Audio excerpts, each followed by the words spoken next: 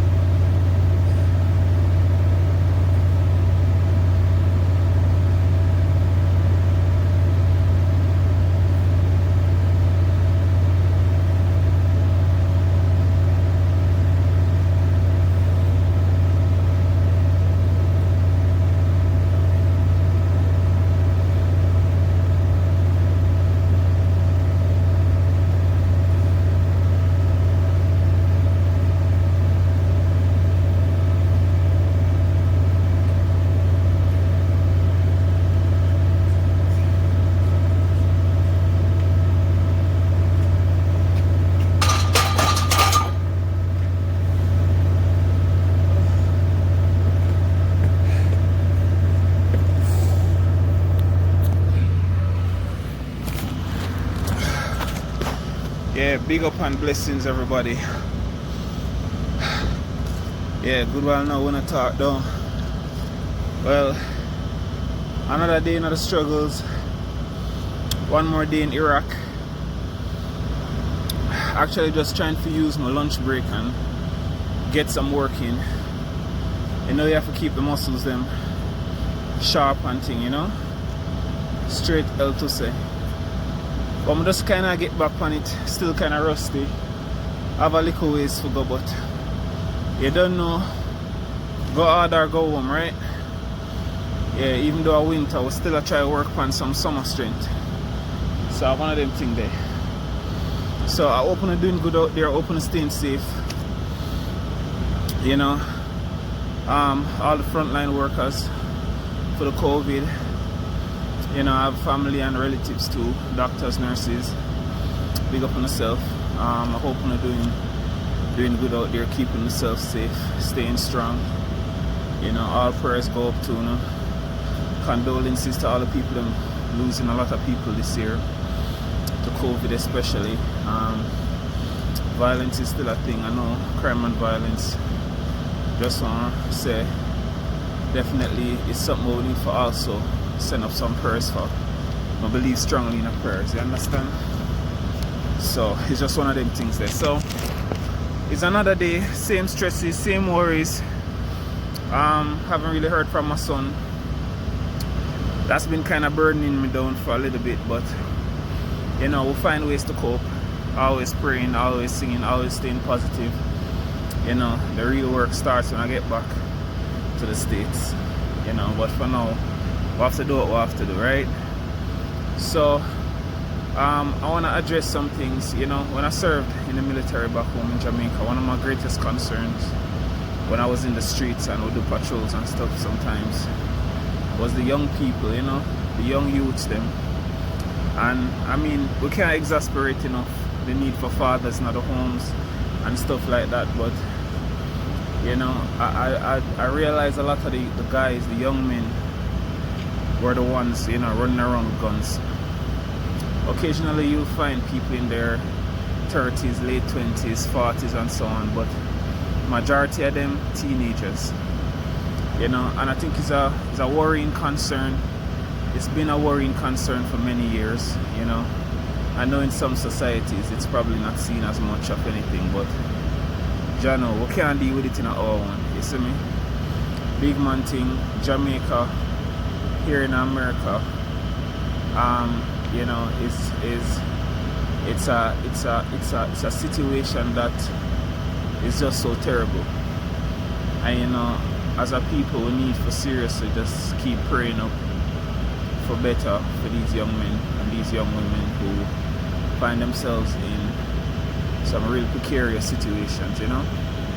doing some unscrupulous things that they shouldn't do. You get what I'm saying? You know, when you're trained and you're doing something for the greater good, it's a different feeling. You know, I'm here with a weapon, right? Now this is a weapon of destruction. This is for destroying, right? And sometimes I sit down and I look at my weapon, and you ask yourself a lot of questions. You know, unfortunately, mankind thought it best to get to a place like this where we'll have to be using these things to not only defend ourselves, but also to create a deterrence, right, from evil people, criminal people, and so on. But when people are going to use this maliciously to hurt and harm people, you know, it takes on a different shape altogether. You know, it's a different kind of monster. You know, and in my country, Jamaica, I see a lot of stuff going on right now. I know the Minister of National Security doing his best right now. The JCF doing their utmost best. I see them reaping a lot of success lately. You know, the JDF out there doing their thing. You know, but my thing is always this. You know, I watched a video on YouTube, one of the YouTube bloggers today, talking about intervention in St. James for the young men. I can never wrap my mind around why there isn't a more heavy investment in programs like that. You know, just set up things in the ghetto, go down in the garrison, yeah, get the JCF or the JDF to set up posts, outposts and stuff like that. I realized there was a situation where in the Bronx, I was in the Bronx by this community. I would imagine it's considered one of the more ghetto communities. You know, people think America do have ghetto. America have ghetto too, the slums they call it. But there was a police outpost, right? I remember seeing a police outpost, right? They set it up right there in the scheme because that was a troubled community, and I think they have had like probably one police officer in it. But the point is, it created a sense of a semblance of peace for the people, a semblance of safety. You get me? But I want to push it a bit further. People in the diaspora, because I have plans for that as well. People in the diaspora and also persons in Jamaica with money, with influence, you know. Try to see if you can invest in stuff like that. Set up these posts and these programs in these communities. Yeah man, put it in the heart of the ghetto, man. Put it in the belly of the ghetto. You get me? You know, say bad man are gonna step up to it, and probably one or two people are gonna be opposed to it because it pretty much a mash up them unscrupulous type of business. You see me? But if you put police or soldier for be at that outpost and thing, right? And just have a rotation kind of situation and just create a presence. You get me? And do that for all of the troubled communities. You know the areas them, the hot zone them. Do it for all of the hot zone them. A man will think twice, you know. A man will think twice for step to a man Dessa or Irsa or whatever, because the response is gonna be too fast. It's gonna be so quick and so sudden. He's gonna think twice about doing something bad. You understand? Not only that, when you set up these kind of outposts and you establish these kind of programs, training programs and mentorship programs, and you know, weekly situations where people can come in and learn a skill, learn a craft, look at prospects for coming and farm programs, you know, different kind of overseas work programs, you know, different kind of certification and training, which I know Heart Academy is there, but I'm not talking about you know, just having a building somewhere where Heart is offered, you know, far outside of the community, or you know, in an area that can't really, that's not really impacting. I mean something that when the people wake up in the morning and they step out through them door, them can't see it. You know, them set up police outposts, them hail him up, everybody start knowing by name, right? Everybody start know the rotation, the individuals who come through, know them by name. You get me? No say them dead it. No say them a make. Them they're keeping a presence and at certain points, maybe on a Thursday or Wednesday or Tuesday at a certain time, certain kind of presenters come in, certain kind of trainers come down in the community, certain kind of individuals come and deliver some kind of material that can edify the young people. Do something for them. You get me? You know, open their minds up to things happening in the world. You know, I did my evaluation and my certifications from the university back home and so on here in America, and I realized that the standard what we have in the islands is so high. You get me? Now some of these guys go and get certain certifications, and then they can translate it to see just how valuable it is on the international scale. That could boost their confidence as well. You understand? And I get it. Some of them don't want to work. Some of them can't bother with the little piece of money. I understand. But you have to keep doing the positive thing. You have to keep driving these programs, creating these programs, pushing it in them face every day. You get me? Until one day the mother who would normally wash the bloody clothes, the sister, the friend, the girlfriend, she go and say, listen, see an option there, make a look on it.